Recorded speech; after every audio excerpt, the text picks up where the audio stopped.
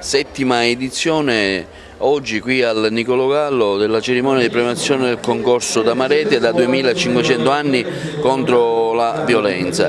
Oggi premiate chi ha aderito al vostro progetto, tante scuole della provincia di Agrigento, ma non solo, anche di fuori provincia, a testimoniare la validità del vostro percorso. Sì, questo è il settimo anno di Damarete, sono oltre quasi 600 i ragazzi che hanno aderito alla nostra iniziativa. Questo sta a significare che il messaggio che vogliamo lanciare della non violenza, della cultura della non violenza sta arrivando in tutte le scuole. Infatti sono tantissime le scuole che hanno partecipato, sia della provincia di Agrigento che di Caltanissetta. Quindi il nostro messaggio si è esteso anche oltre provincia e quindi i ragazzi oggi con gli elaborati che andremo a premiare, ma sono solo una parte di questi elaborati, andranno a dare un significato maggiore a quello che è il lavoro del centro antiviolenza che ormai da 14 anni ad Agrigento e nella sua provincia lavora per la prevenzione della violenza contro le donne. La professoressa Antonella Danile dell'Istituto Comprensivo Agrigento Centro oggi riceve il premio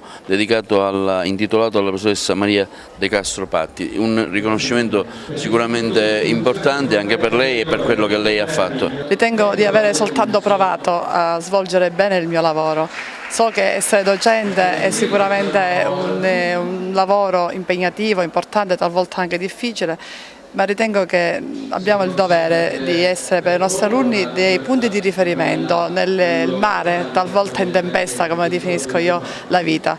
Loro ci osservano, ci giudicano e ci chiedono aiuto a modo loro. E allora ecco che in quel momento noi potremmo essere veramente importanti. Noi siamo convinti che il problema della violenza vada affrontato proprio a livello di cultura e introdurre nelle scuole questi temi, coinvolgere i ragazzi per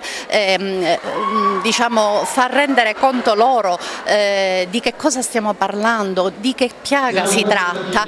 Certamente faremo in modo che questi ragazzi crescendo eviteranno la violenza sulle loro amiche, sulle loro sorelle e profitto per dire che Telefono Aiuto, essendo un servizio telefonico, potrà consentire anche a questi ragazzi di chiamare lo 0922 22 922 per anche informarsi, magari vengono a sapere di qualche particolare vicenda che lega i loro amici, i loro compagni di scuola e quindi veicolare questi messaggi per noi diventa importante per contrastare la violenza sulle donne.